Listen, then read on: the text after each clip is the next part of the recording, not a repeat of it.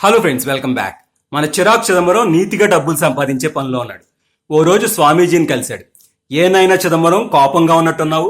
అవును స్వామి, బిజినెస్ గురించి మాట్లాడదామని ఒక అతన్ని కలిస్తే పెట్టుబడి లేకుండా వ్యాపారం ఏం చేస్తారా బికారోడా అని తిట్టాడు స్వామి. తిట్టాల్సిన అవసరం లేదే, వాడు పేచీ మనిషిలా ఉన్నాడు. బహుశా వాణ్ణి కూడా ఒకప్పుడు ఎవరో ఇలాగే తిట్టుంటారు. మీకెలా తెలుసు స్వామి? మనిషి ఎలాంటి అవమానాలు ఎదుర్కొంటాడో అలాంటి అవమానాలే తిరిగి చేస్తూ ఉంటాడు. ఇప్పుడు మనల్ని ఎవరో వెధవ అని తిట్టారనుకో, మనం ఎవరి కోసం వెతుకుతాం?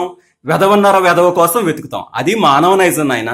స్వామి, ఏదో ఒక ఉపాయం చెప్పండి, నేను కూడా వాడిని అవమానించాలి. వద్దు నాయనా, వాడు పేచీ మనిషిలా ఉన్నాడు. నువ్వు గొడవ పడ్డమే వాడికి కావాలి, నీ స్పందనే వాడికి అభినందన. అలాగని చూస్తూ ఊరుకోలేం కదా స్వామి. అది వాడి గేమ్ నాయన, నువ్వు ఆడేది కాదు. మన గురించి మనం తెలుసుకొని మన గేమ్ ఆడాలి. కరెంటు వైరు అంటుకునే ఆట ఆడకూడదు, చైనా వాళ్ళు దాక్కునే ఆట ఆడకూడదు. బాగా చెప్పారు స్వామి, నా కళ్ళు తెరిపించారు. ఇక మీదట వాడి ఊసి ఎత్తేదే లేదు. వెళ్ళొస్తా స్వామి. అలాగే నాయన, ప్రయత్నాలు మాత్రం వదలకుండా చేస్తూ ఉండు. శుభమస్తు. వెళ్ళిరా నాయన. Thank you very much friends, మళ్ళీ కలుద్దాం.